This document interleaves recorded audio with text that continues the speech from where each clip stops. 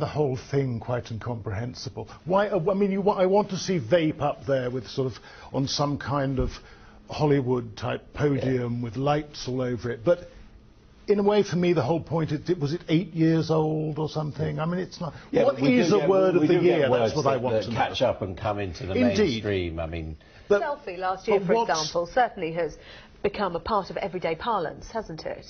Indeed it has, but I imagine it was around for ages before. I mean, what we're looking at, are we not, is publicity and marketing. And there is nothing at all wrong with either of those things. And as Truman Capote put it, a boy's got to hustle his book. And so as a reference boy, because reference is in a lot of problems with online.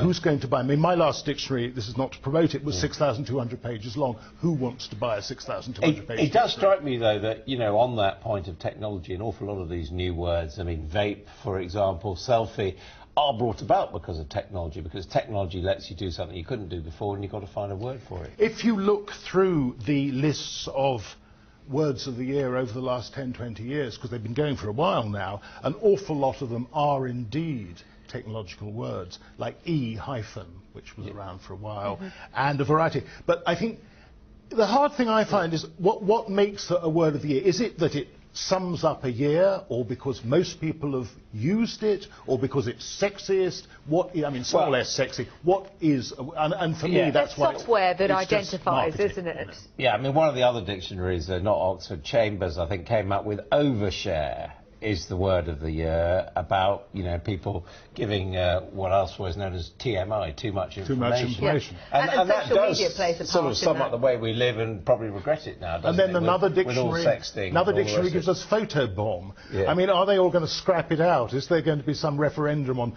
vape versus photobomb versus overshare versus normal? Well, the Germans do it as well, don't they? So, Germans actually did it first. I mean, I can't pronounce German, but I believe they got in there with something meaning rebellion in 1971.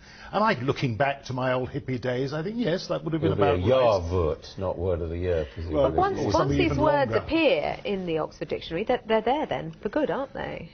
Certainly the OED, the Oxford English Dictionary, the big one, the one that's, I believe, not even going to be printed again because it's so enormous. Yeah, they're there, because that's what that kind of lexicography is about. But a lot of dictionaries, they'll come, they'll go. I did see a very sort of cynical, sarky comment on Twitter this afternoon, which said the word of this year is the one that won't exist in anybody's memories next year. But from my point of view as a lexicographer, one of my colleagues sent me a tweet saying, well, it's like saying to a carpenter, what's your favourite nail?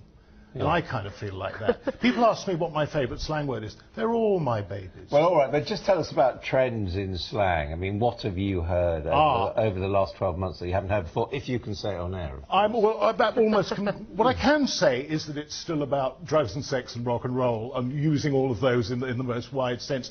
The current, I won't say it's current again, because it's been around now for probably 10, 12 years, but is what's called multicultural London English. And this is this wonderful, interesting to me, and I think a lot of people blend, it's what's used by teens and 20s, and it's a mixture of Jamaican patois, of American hip-hop, of the kind of stuff you find in grime, of Cockney. Can you give us an example? Oh, well, there's some, let's see, Jezzy for Jezebel, a naughty girl, also Yatty, there's Nang, which means good, and so on and so forth. I mean, there is a world of stuff. Bear is a very popular one, meaning lots of, which is strange because it sounds as if there should be not many of, but that's